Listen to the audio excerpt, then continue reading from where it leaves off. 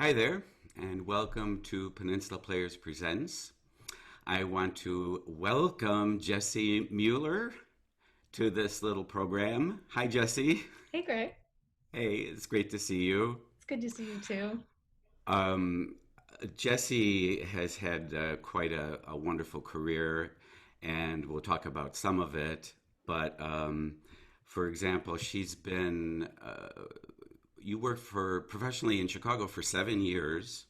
And Yeah, I think so. if I Six or get seven. this right, yeah, and if I got it right, in that time you did 23 shows. I have Yes, never counted. So sure, that sounds good. I counted for you, and I was like, wow, that's amazing. And this is before you went out east and did Yeah. all your career out there, where you've had an amazing career. Um, but here, I would love to talk about how you started and what happened to you here. So you were born and I, raised I in. was gonna say on a stormy night in February. Yes. No, I don't think it was stormy. Yes, I was born and raised in Evanston, Illinois. Um, Mhm. yeah, my folks are actors. You've worked have you worked with my mom or I just have worked with. Raj? I've worked. No, I've worked with all of you except your mom. Okay, yeah, right. Because Andrew and Matt and Abby. Yeah, okay. So I come from Uh, a family of performers, and yeah, and you and I have done shows together. So yeah, I went out east to study after high school. So I went to college out east, and then wanted to come back to Chicago and work in the community there. mhm. So that's what I did, and I just started auditioning, and I got really lucky, and I got a job in the ensemble of a show right away. Right in what was that? It was Once at Upon a Drury Lane, Mattress. Oak Brook. It was Once Upon a Mattress. Yeah, Yes. yeah. Um, But to go back a bit, so I grew up I was one of six kids, but I have no idea where my theater gene came from because no one in my family was involved in that in any way. But really. it's amazing to me that you grew up in really a family of theater practitioners. Yeah. I mean, I guess you, right. We all grow up seeing like what our family does or our parents do. And I guess we either kind of want to do that or we want to do the opposite. So I guess we all just decided we'd do that. Nobody was, we still joke about it. Nobody was sort of wise and thought, oh, maybe I should learn how to code or become a lawyer or something. Yeah, we all went into the performing arts. Yes, that's amazing. I can't imagine having that kind of support around you. Well, the support that is a huge thing because I do know, having gone to study theater in school, I had a lot of friends whose parents didn't understand what they Sure. were doing, why they were doing it, and I never had to have that conversation with my parents, Hmm. which was really nice because I think it is a hard thing to explain. They always understood that. I talked to your mom the other day, and we Hmm. briefly talked about that, and I sort of asked something around that question, and she said, uh, "Well, if one of them hadn't been talented, it would have been a little difficult to deal with it, but there was never a problem." She said, "You guys were all talented, and it was very easy to support all of you." Oh, well, that's very sweet. And I mean, it's nice for me too. I think for all my siblings as well. It's never like, oh, we gotta go see so and so on a show again. You know what I mean? Like, it is always a joy and a thrill to watch everybody do their thing. But yeah, because that would have been weird. I'm losing my earbud. That would have been strange, right? If it was like the family band and it was like we had to kick Susie out of the group or something because she she couldn't do the number. So, how do you recall when growing up that this entered your consciousness? I know when I talked to your mom a little bit, she said that she and your dad would read to you guys at night. Yeah, they would. They uh, that's I definitely remember the reading. I mean, my dad was always doing like silly accents and voices, and he grew up like watching like classic comedians and the Three Stooges and Monty Mm, Python. And but yeah, I guess early on would have been would have just been stories. And so um but my parents are creative people, so if they were reading a story, I'd get all the different voices for different characters. It wasn't just like, your classic green eggs and ham. It had a Right. little like oomph to it, you know what I mean? So Yeah, so that was yes. cool, I guess. Yeah, so from early on I I guess maybe I just saw the world through creative eyes. I don't know. I always find it's interesting. It's like, is it nature or nurture? I think maybe it's a mixture. There Mixture. are, yeah, parts of my being and my personality that I definitely think sort of served me by going down a creative path. But I think also having been exposed to it at an early age was hugely instrumental. And then I Yeah. remember going to see plays, Greg, when I was like 4 years old. I think Eh, I saw See, Roger do 1776 at the Marriott Theater. I think when I was about 4. wow. What did you think? How did that strike you I sitting there? remember being really, really into it, but I mean, it doesn't make sense as a 4 year old. Um, but my older brother and sister were really captivated by it. I mean, I'm sure the fact that we recognized some of the people in it, I'm sure that was very engaging for us because Hmm. um, that specific story isn't necessarily something you think a 4 year old would get jazzed about. But yeah, we were totally into it. Interesting. For myself, I think when I look back on it, if I was born to be anything, it was an actor for whatever reason. And Hmm. then I read that in eighth grade, you saw, you saw a show at Northwestern? I ended up being in a scene Yeah. in the WAMU show that year. Yes. Was that it? Trying to think of Okay. what year it was. Yes, because Dominic Massimi was directing, and they were doing this opening number. I still remember the show was called All Grown Up. I wish I remember who wrote the opening number. It's probably somebody. I wonder if it's someone we know now, you know what I mean? Like a Yeah. composer, but Yes. I can't think of it off the top of my head. Yeah. Yes, there was this great opening number where there were all these college students going to college, but you got to see this. There was a group of students that they followed throughout the trajectory of the show. It was sort of the through line. And so they had little teeny tiny versions of them, like going to, I don't know, first grade or something. And Oh. then there was middle school, and then there was high school. So I got to be a part of the high school group. Hmm. And I can't remember. So Dominic was looking for kids, and I think he just asked my parents at one point. They were like, "Wait, how old are your kids? And do you think they could do this? And can they sing?" And I honestly don't remember if I auditioned or whether and why I ended up doing it, and maybe not Matt or Abby. Maybe they were doing a show in high school or something. But yeah, I was in 8th grade, so I got to come in and I remember being really fun. It was like, oh, rehearsal, and then I got to do. I don't remember how many times they do the show, but yeah, come in, do the opening number, and then go home. And so you had a bit of a run. Yeah, it was wild, and that was the first time I think I was ever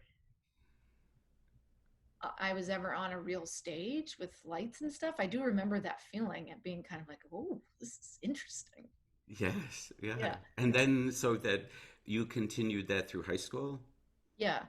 Yeah, because I didn't the sort of like the K through 8 school that I was in didn't really have much of an arts program. It was very much more like their focus was on sports.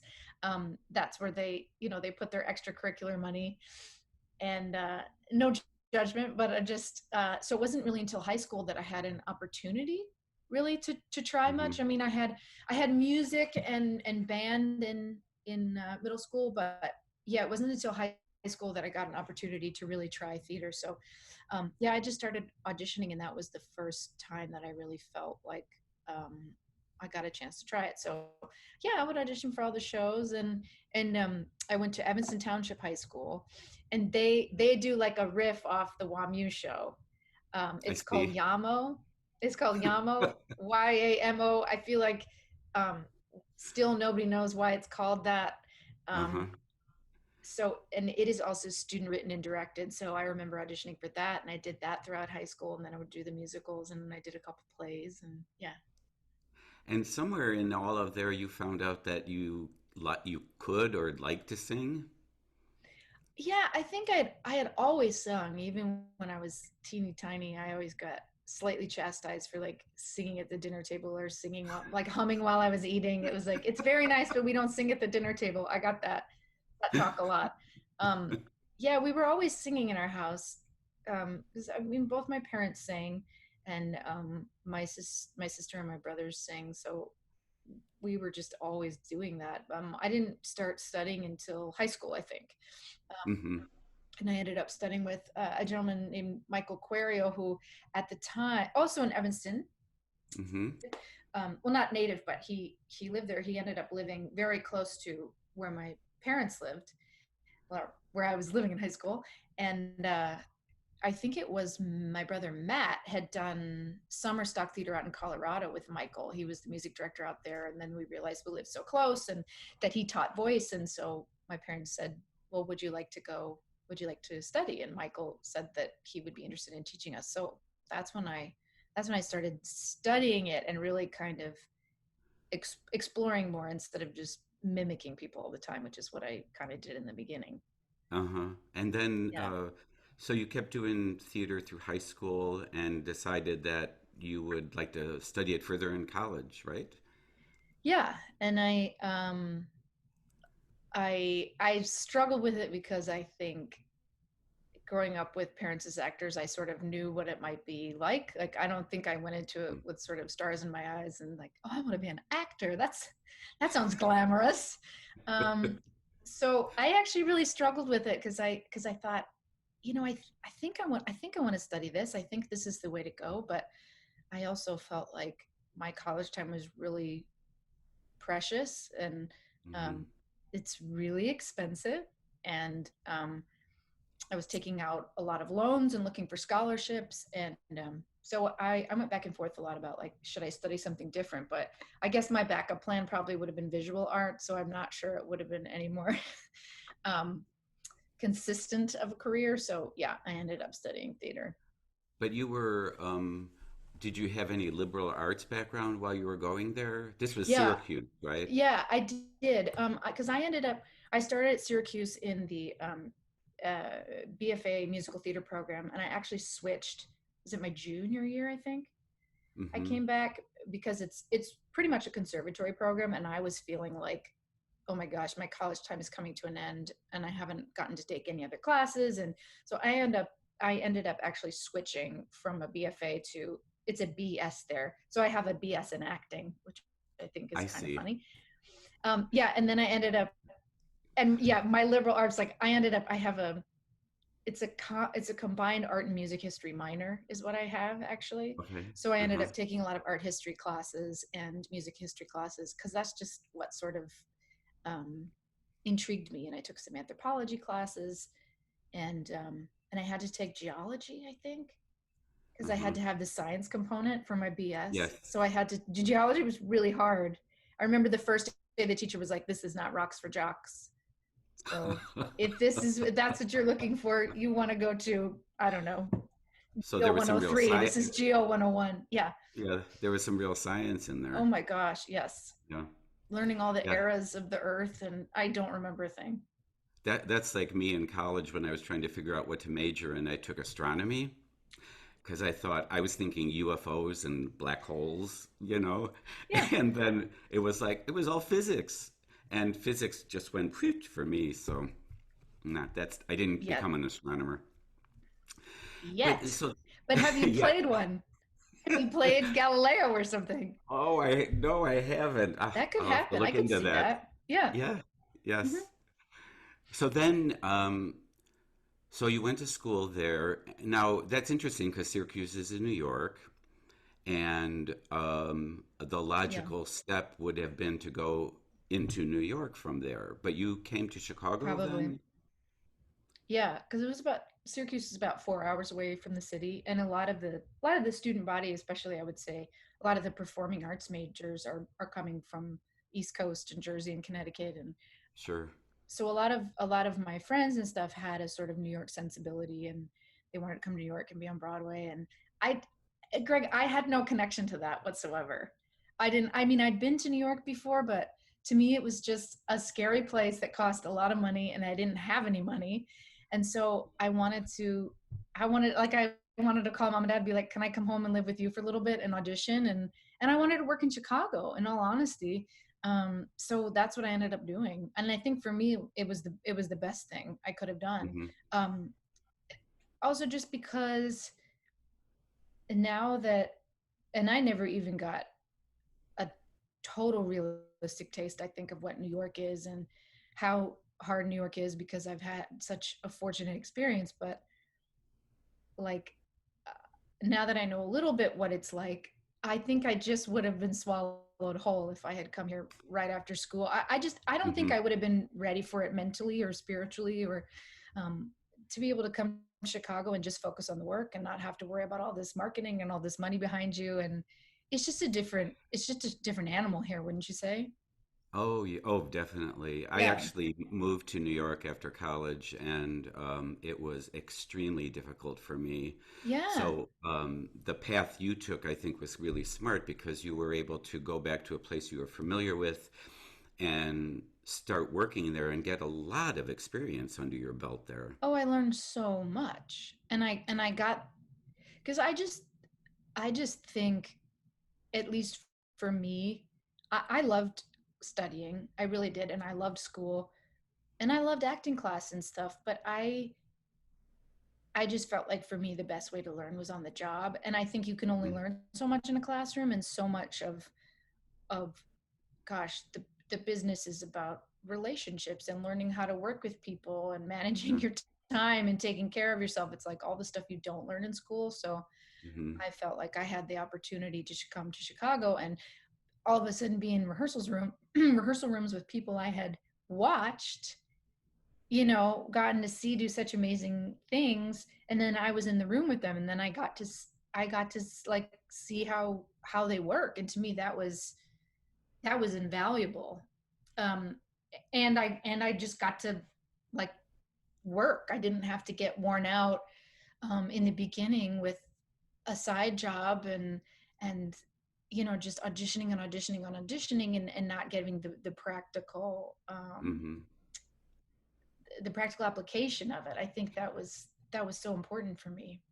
And that was really cool because I think you went equity with that first show, right? It wasn't my first show. I actually went equity for a Chicago show at Chicago Shakespeare. I went equity Oh, okay. for Alan Schmuckler and Michael Mahler's musical that they wrote um, for Oh, Shakespeare. How can you run with a shell on your right. back? That was my, Yeah. yeah. I took my equity card for that. Gotcha. Oh, Yeah. gotcha. So, And because I then remember we, at that time thinking like, oh my gosh, should I do this? Does that I mean that oh, really means yes. I'm like in it and it's just a kid show and I'm not making that much money. But this is what I want. Like I want to be a professional and I want the insurance and I want to be protected and I want to play with the big kids. That's what I wanted. So for me, I know a lot of people I think kind of struggle with that moment of when do I go union or do I go union? Yeah. I don't know. In a lot of ways I always felt like that's what I wanted. That's kind of one of the things I was driving for Yeah. was to be a union actor. Yes. That's exactly how I felt about it when I had the opportunity to. And yes, and that was the first time we worked together was at Chicago Shakes. Yeah. We the And three Henry Musket and no, that's Henry right. Ford We did Henry Force together first. Henry Fords and got to go to England with that, which was That was really cool. incredible. Yeah, yeah, What an and the Three experience. Musketeers, which was Yeah. a musical version of that show. That was Yeah. fun. I remember a lot of And, lanterns and capes and yes, and throwing wigs things and wigs. Yes. and wigs. Yeah. Lots of wigs. Exactly. Yeah, and it was really cool to well, especially to go to Stratford with a Shakespeare play and do it in the place where he was born and died was overwhelming. I just found it just a very special experience.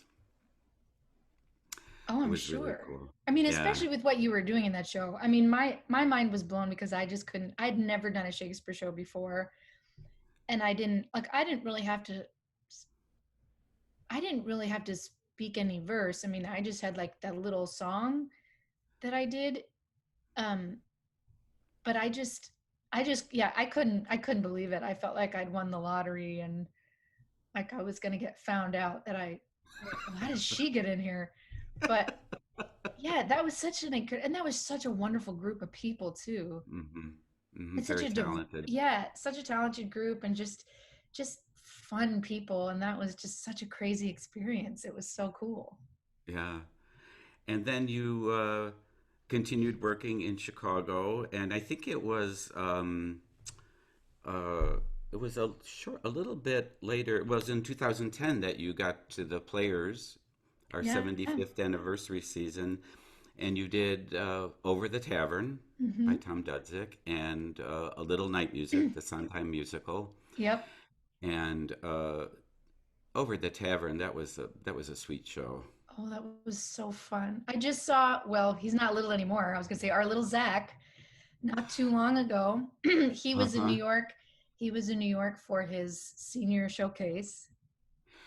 Oh yeah, And Zach Keller. Zach Keller, and he's all grown up and tall and so talented. And it was so funny to like, you know, meet him for coffee and talk like adults. And yeah, he was so sweet. He was so sweet. Yes, I saw him at a showcase in Chicago, and he was singing, and it was like, wow, really talented. It was really Yeah, nice. such a talented person. And and then we got to do a little night music together. I wasn't in Hmm. it, I directed it, and that was I love that show. It's so beautiful, Yeah. and I do remember opening night was quite an adventure because we had our first audience that night and we had never run through the show Is that completely. true? Yeah, I had forgotten yeah. that.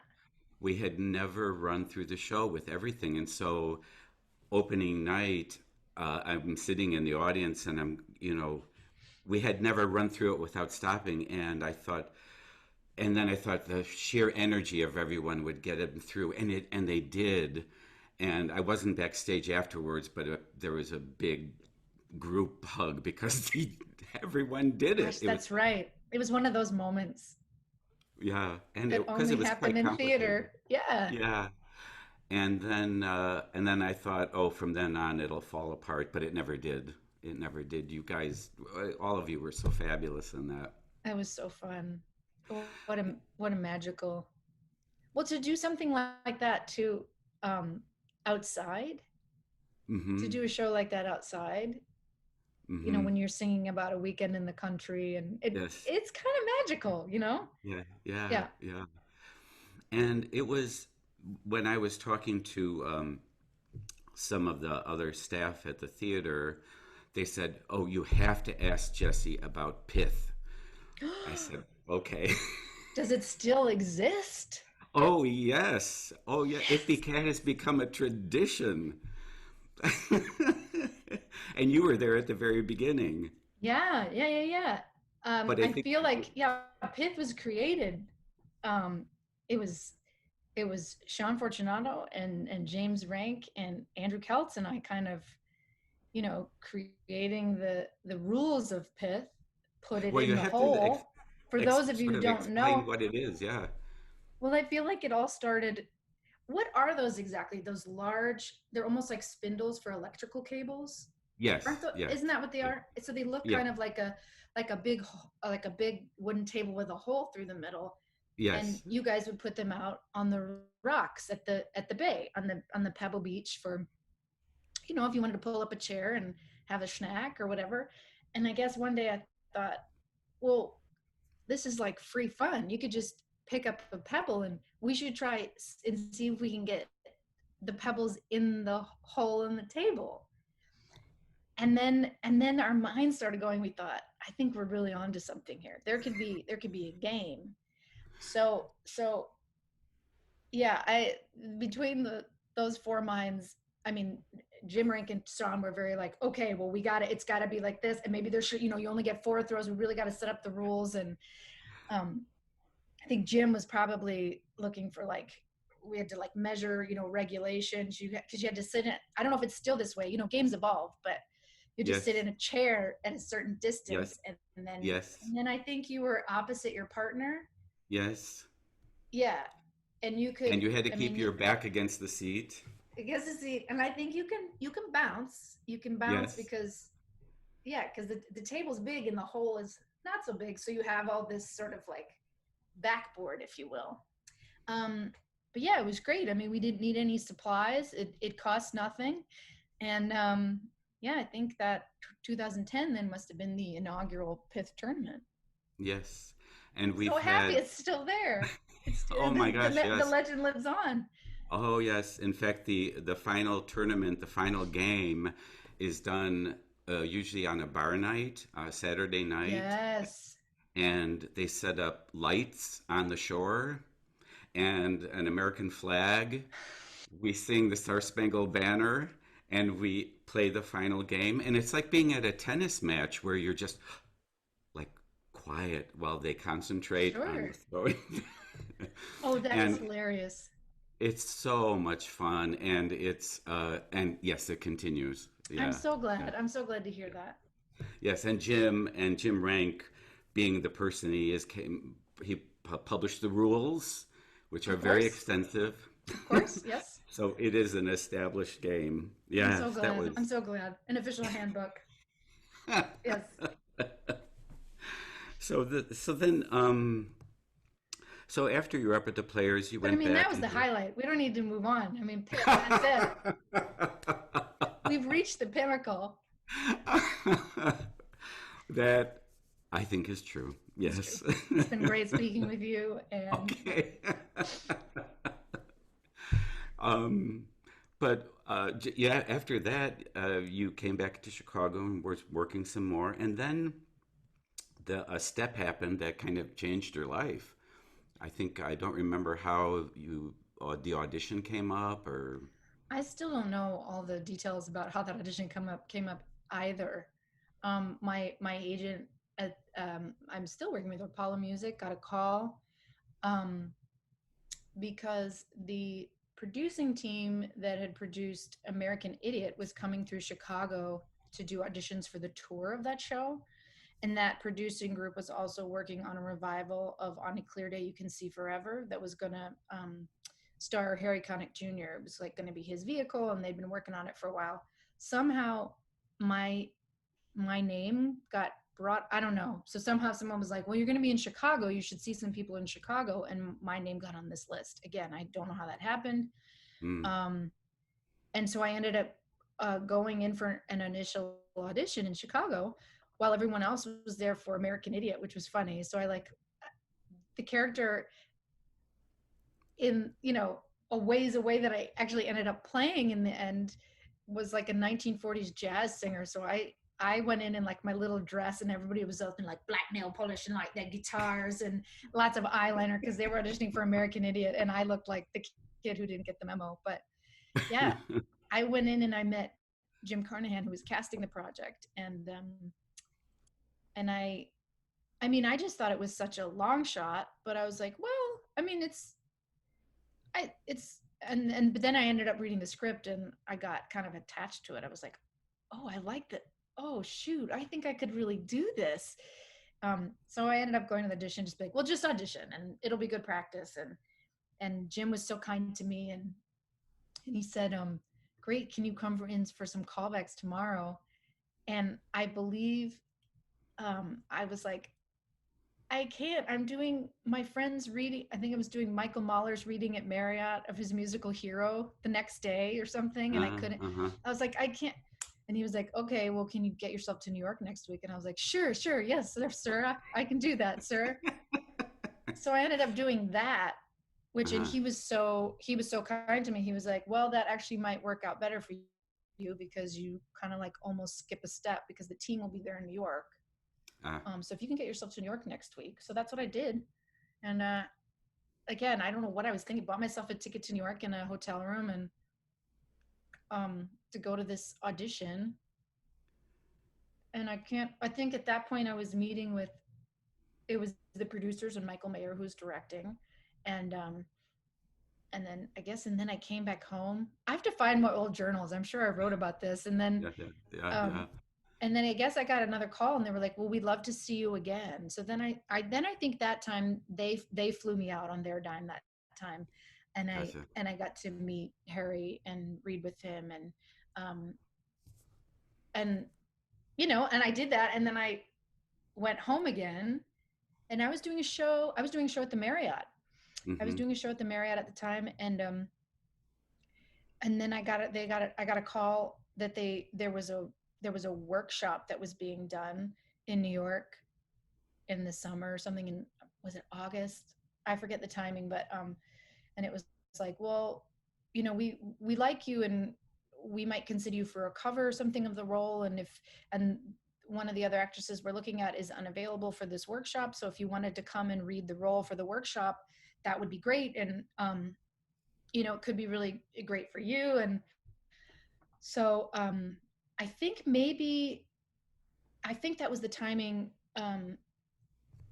Yeah, it was like Terry James and Aaron allowed me. I ended up leaving. They let me leave the contract at Marriott. Um, Excuse me. The whole cast was so sweet to me. I mean, it was a real. I mean, I was taking a chance because I felt terrible leaving, but then I also felt everybody was just so kind. They were like, "No, kidding you. Of course you got to go and you got to do this." And so Oh, I did, and I stayed with my cousin that time, and um, did the week long reading, and then they ended up doing a longer, what they call a lab, like I don't mm-hmm. know whether it was a month later or whatever, and they wanted me back for that. So I came back again and crashed on a friend's floor, and uh, and it was at the end of that lab that they kind of pulled me into the hallway. The producers were like, "We're going to give you the part, but you can't tell anybody." So that's kind of how It, that came to be. isn't It that was wild. amazing? It's wild, just the chance and luck and the whole process. Yeah. Well, and it was a little akin to what was going on with the character in the play as well, because it was a revamp of the original story, and my character was this singer, this entertainer who like really wanted to make her big break. Um and uh and then she does, like she gets her chance. She dies in the end, so knock on wood, thankfully that didn't that didn't happen. But yeah, it was this cool kind of, like, I look back on it now, it was this cool sort of parallel that was going on. Mm-hmm. Yeah. And And Harry's character was like helping me along the way, helping my character with encouraging me with my character's career, and he was doing that in real life. I mean, he was like my fairy godfather, yes, it was looking great. after You me and were being like, I was able to see you in "You that show in did? New York. Yeah, I yeah, had yeah. forgotten that, Greg. Right. Oh my Yeah, gosh." yeah. You were terrific. And then Oh, thank you. after that, just amazing the way your career, oh my gosh, has taken off there. You've made a life for yourself there. It's yeah, I still pinch myself. And I mean, these are really strange and odd times that we're living in now, but Andy and I say Yeah, to each other all the time, we're like, we are so fortunate. yeah. We're so fortunate. I mean, I don't know. I mean, none of us know what we're doing or what's going to happen, but like I just, No. especially actors right now. I mean, I know we're used to ups and downs and unemployment and things, but this one's really different because this is like Sure. everybody is had their thing taken away from them. Mm-hmm. And you were scheduled to do the Minutes, right? A show that had started at Steppenwolf, and they were taken to New Yes. York. And were you in rehearsal then, or We were we were in previews for the in minutes, and we previews? were actually, so Broadway shut down on Thursday. Thursday, the what would that have been, the 14th? 14th, Something like that. Yeah, right? Thursday, yeah. Friday, Saturday, yeah. And then we were supposed to open on that Sunday, the 17th of Ah, March. yes. Yeah, yeah. So we've sort of So, just hit the moment where, and it was supposed to be a limited run, about 5 months. So I guess we just surpassed what our run would have been, I guess, which is kind of wild to think. indeed, indeed. So, Yeah. hopefully that'll. all get back on board sooner than later. So in the Yeah, meantime, that's their hope. how are you coping with all of this and keeping busy and Some days better than others. sure, I mean, sure. in all honesty, it's like some days it's great to not have such a packed schedule or not have to. I mean, I'm sure you know from living in New York, the pace of living here just is cuckoo. And as It much as I is. try to kind of challenge that status quo and establish for myself what I need and want, it just takes over. You realize like your Mhm. inner ticker is just it going at a manic speed. So um yeah, I'm trying to get outside every day and take walks or do yoga, or that really helps. We're we're in a building where we're quarantined. We've been basically quarantined with two friends of ours who live in our building, and that's so helpful. So we've had Mhm. like Andy and I, my partner Andy and I have had some human contact, but not a ton. Like I still feel super cautious about it all. Oh, sure. Um, Me too. so I've known people who have gotten sick. I've known people, unfortunately, that have passed from complications of it, and I know how serious it is. So it's I find it's really day to day. Sometimes we have gotten a lot of projects done around the apartment. I will tell you that. Good. I feel like my probably my score from Night Music is still on the shelf over here. I haven't gone through all those, but like I've been through sheet music. I've gone through all of the files, all the old tax papers. Like that was early on. It's almost I'm having to get more creative now with my projects. Yeah. How about Yeah. you? Same, the same. I get out and walk though, and I try to be very safe. But Yeah, and it's up and down and everything, and but I'm always thinking about the future and that this will pass and we'll be back. You know. yeah, yeah.